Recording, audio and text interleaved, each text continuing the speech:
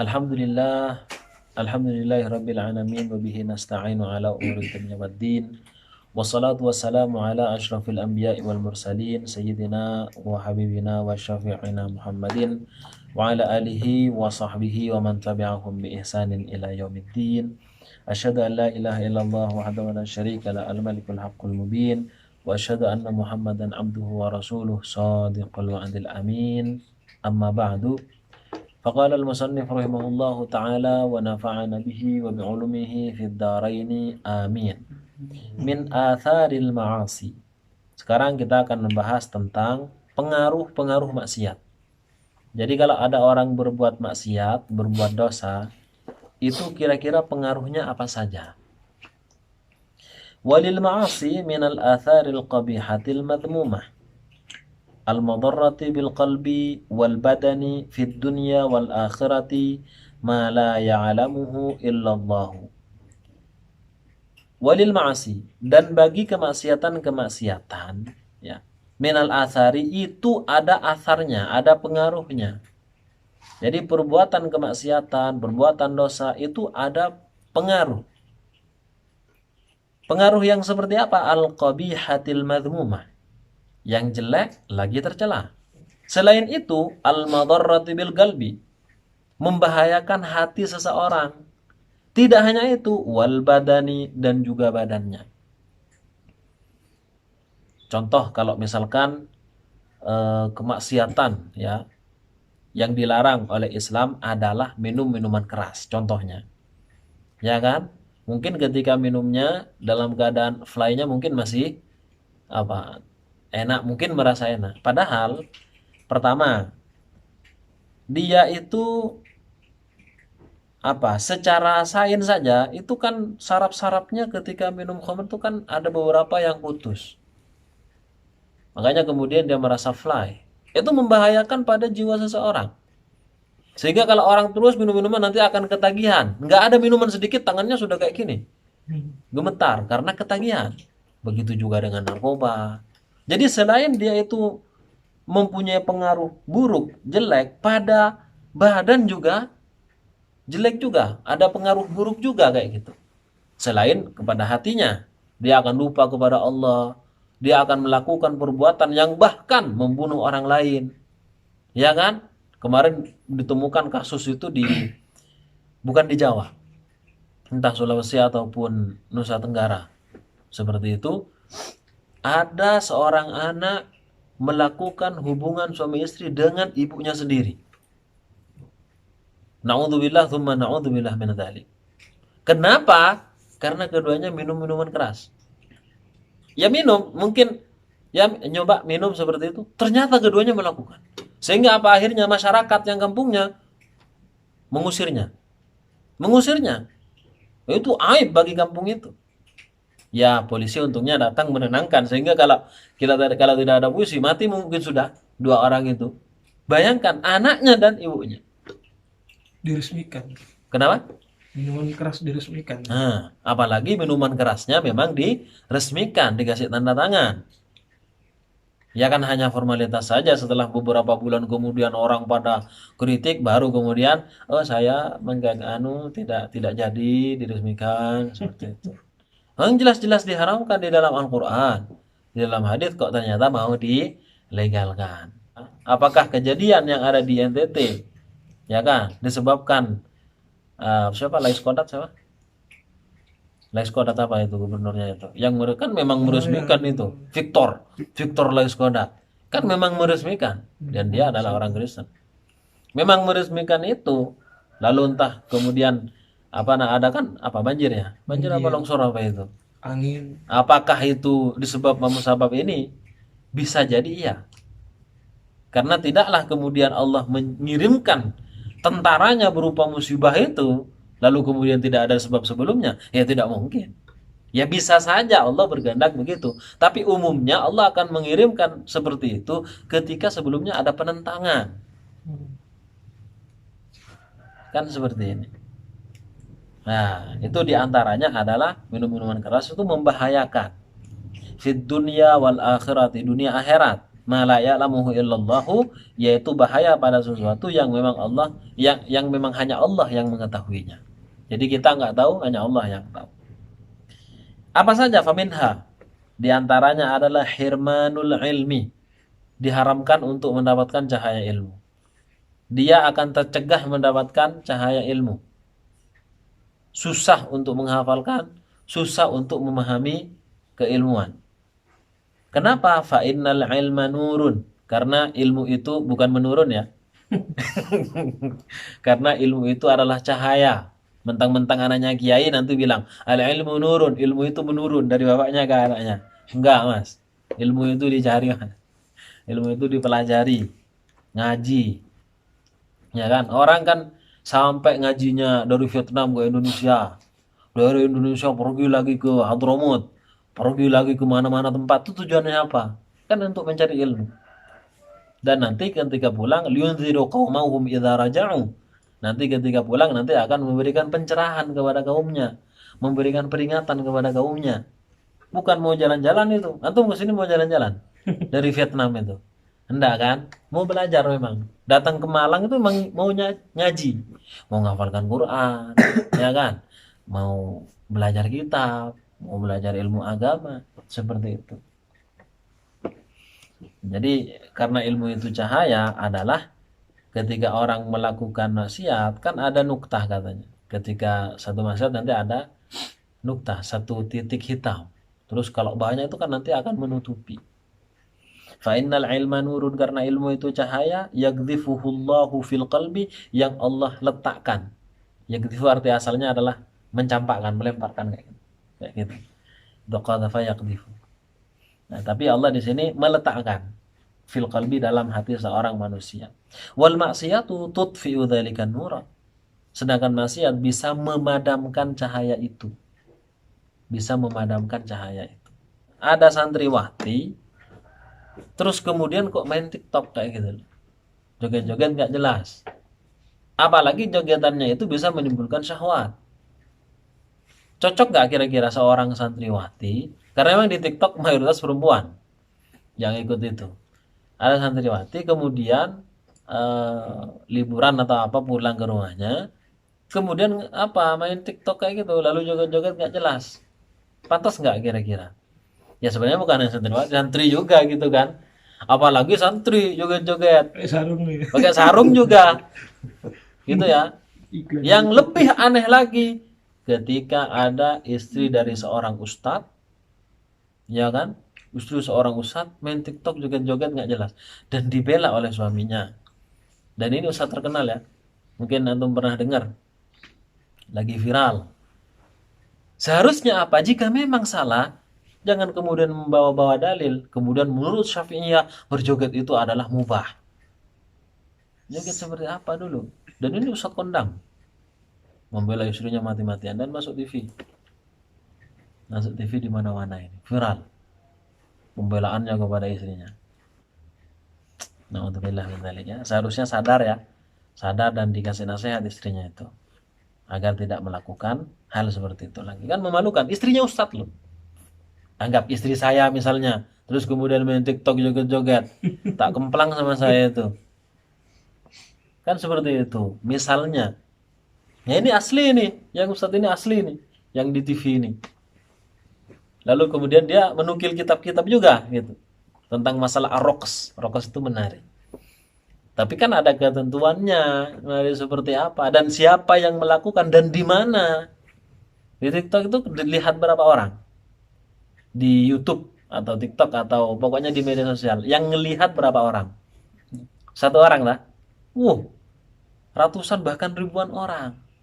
Dan dinikmati oleh mereka yang melihat. Gimana perasaan hati sang ustadz ini melihat istrinya berjoget di hadapan umum? Kan ketika sudah diupload kan namanya di hadapan umum itu, dilihat beribu-ribu pasang mata. Kira-kira perasaannya gimana? Ternyata senang. Ternyata ya kalau saya senang-senang saja, itu kan cuma hiburan, katanya seperti itu. La ilaha illallah. Ngeri seperti ini ya. Makanya pilih istri itu bukan hanya sekedar cantiknya mas, bukan hanya sekedar cantiknya. Dia militan nggak dalam agama? Ya maksudnya bukan militan ke sana nanti bawa bom segala macam, enggak. Maksudnya kuat nggak dalam memegang agama itu. Kayak gitu. Nah, walamma jalasal Imam Syafi'i baina yaday Malikin, ketika Al-Imam Asy-Syafi'i duduk di hadapan Imam Malik saat belajar ya, wa qara'a alaihi. Ternyata Imam Syafi'i membaca kitab hadisnya Imam Malik. Ya, membaca kitab Muwatta itu a'jabahu ma ra'a min wufuri fitnatihi. A'jabahu, Syafi'i itu membuat Malik tercengang-cengang. Membuat Imam Malik terkagum-kagum. A'jabahu. Ya. Maro'a, apa yang dilihat oleh Imam Malik min wufuri fitnatihi, dari kesempurnaan cerdasannya. Jadi bukan yang cerdas, sempurna kecerdasan Imam Syafi'i ini. Imam Malik sampai seperti itu. Walaupun tidak ada yang sempurna kecuali Allah. Wa tawakkudi dzakaihi, dan bersinarnya kecerdasan beliau juga. Fitnah kemudian dzaka itu maknanya satu. Bukan pakai ta ya, fitnah, pakai ta. Wa kamali fahmi, dan begitu sempurnanya kepahaman Asy-Syafi'i ini. Luar biasa sampai terkagum-kagum. Ya bayangkan saja baca kitab tapi nggak pakai kitab dan dibaca dari awal sampai akhir oleh Imam Syafi'i. Cuma kayak gini aja beliau saat ngaji itu. Karena emang nggak punya buku, nggak punya pulpen. Beliau orang yang fakir memang Syafi'i ini saat belajar. Nggak punya apa-apa mas.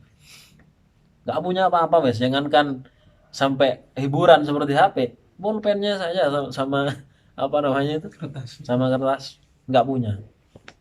Akhirnya dengan terpaksa ya kayak gini. Bukan main-main itu. Sampai akhirnya dilihat oleh Imam Malik. Kamu ini kok main-main belajar? Ayo sini. Ayo baca kamu. Betulan tak kamu itu? Betul Imam Malik. Dibaca dari awal sampai akhir. Sak koma-komanya itu pas, titik-titiknya pas. Penjelasan yang disampaikan Imam Malik, beliau sampaikan juga dengan penjelasan yang sama. Tidak lebih, tidak kurang. Ya kan? Betapa luar biasanya. Makanya Imam Malik sampai terkagum-kagum. Ini baru murid saya seperti ini. Seandainya Imam Malik hanya punya murid namanya Syafi'i, itu sudah cukup. Satu orang saja. Itu sudah kebanggaan.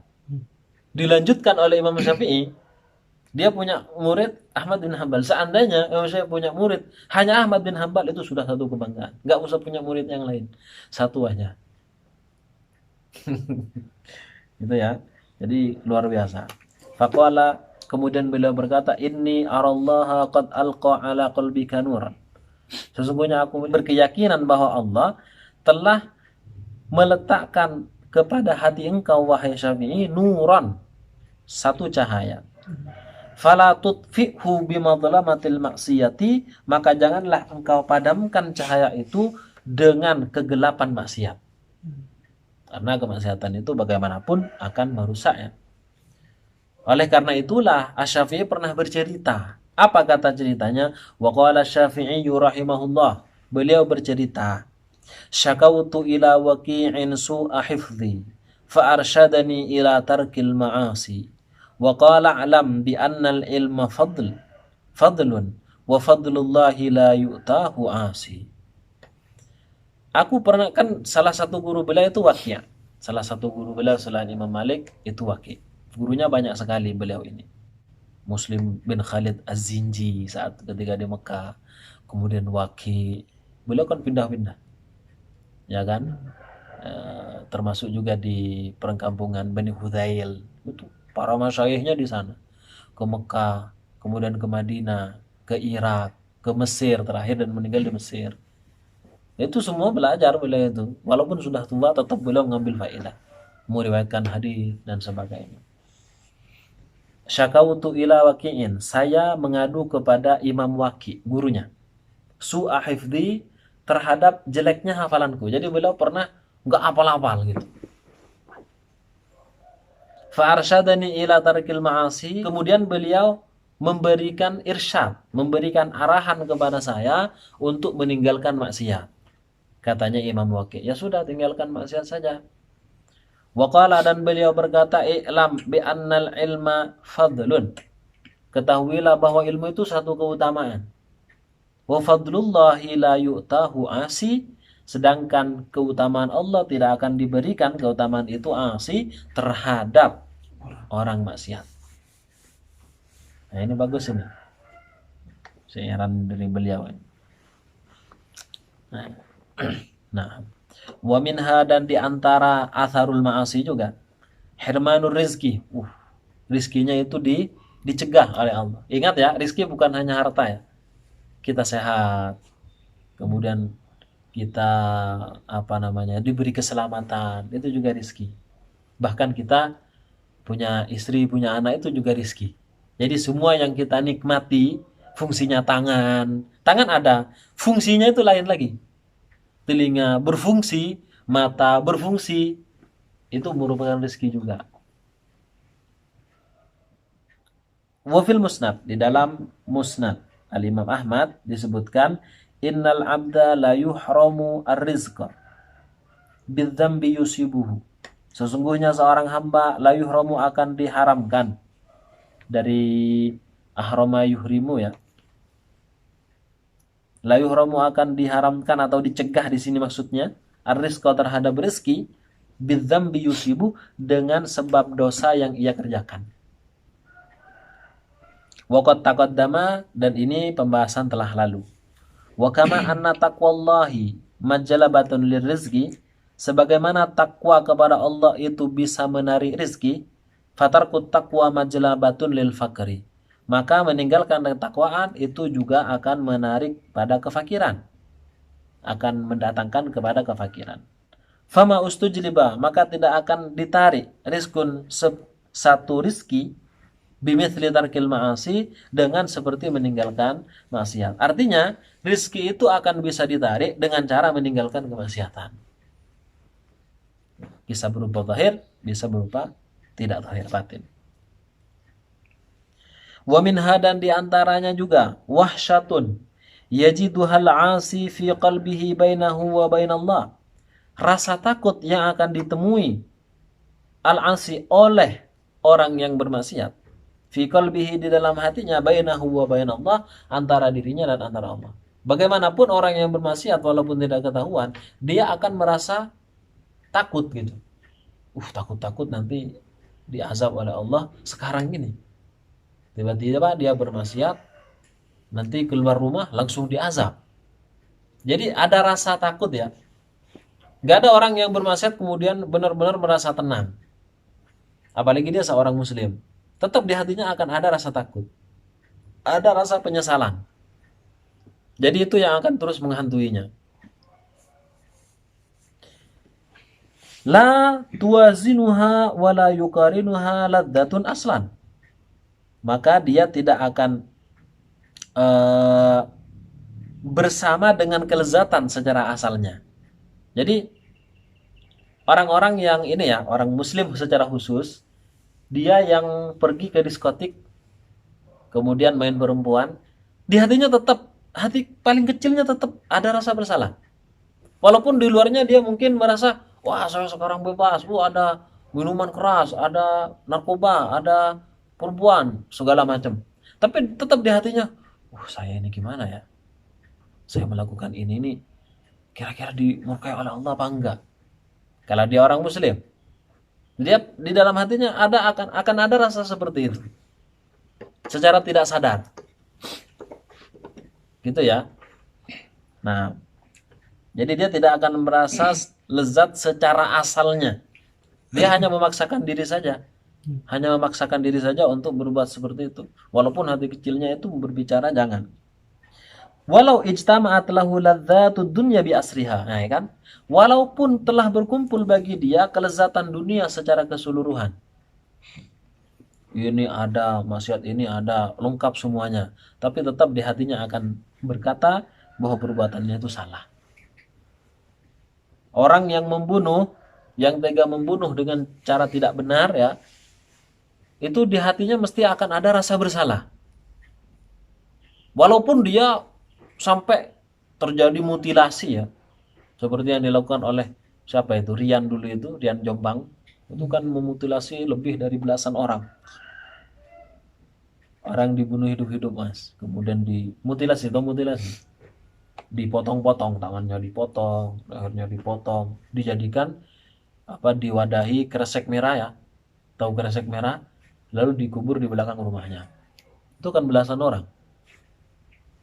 Sampai akhirnya Riyadnya itu cuma dihukum penjara saja. Padahal kalau dalam Islam itu sudah wancong itu sudah.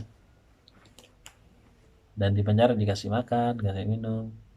Dan bahkan kemarin itu kan beberapa bulan yang lalu berapa tahun gitu, nikah. Dia nikah dengan seorang gadis di dalam penjara. Jadi akadnya di penjara. Dalam Islam itu nggak ada orang-orang kayak gitu. Bunuh belasan orang kok. Dan dimutilasi semua. Dikubur di semak-semak ini, semak-semak pisang itu, di antara pisang-pisangnya dikubur di sana. Berapa gimana itu? Lain lagi kalau kemudian benar-benar bertobat kan, Allah ya bisa saja menerima tobatnya. Tapi ketika hukuman dunia belum terlaksana, hukuman qisas belum terlaksana, ya kan, orang-orang yang kemudian ya memang Allah Maha Pengampun, tapi kalau hukum yang ditentukan Allah sendiri dalam Qur'annya tidak diterapkan, itu gimana? Nah, lam tafi bitilkal wahsyati. Jadi tidak akan lam tafi wafayafi, tidak akan sempurna ya bitilkal wahsyati dengan rasa takut itu. Jadi dia benar-benar akan terus mengalami rasa takut walaupun telah berkumpul kepada dia kelezatan seluruh dunia. Wa hadza amrun la yahissu bihi illa man fi qalbihi hayatun. Ini adalah perkara yang tidak akan dirasakan kecuali orang yang di hatinya ada kehidupan. Ya, kehidupan Islam. Dia akan merasakan kehidupan cahaya iman. Dia akan merasakan walaupun sangat kecil. Wa ma li jurhin bimayyitin ilamun. Tidaklah ada luka bagi seorang mayit ilamun rasa sakit. Orang mayit walaupun luka, dia tidak akan merasakan sakit. Kenapa? Ya karena sudah mati, man. Kalau orang sudah hatinya memang mati, dia tidak ada cahaya Islam sama sekali. Ya memang ahli maksiat, tidak ada cahaya Islam sedikit pun, ya dia tidak akan merasakan. Tapi kalau dia seorang yang beriman kepada Allah dan Rasulnya, kemudian bermaksiat dengan maksiat yang besar, itu di hati kecilnya mesti akan ada rasa. Ada rasa bersalah, rasa penyesalan kayak gitu.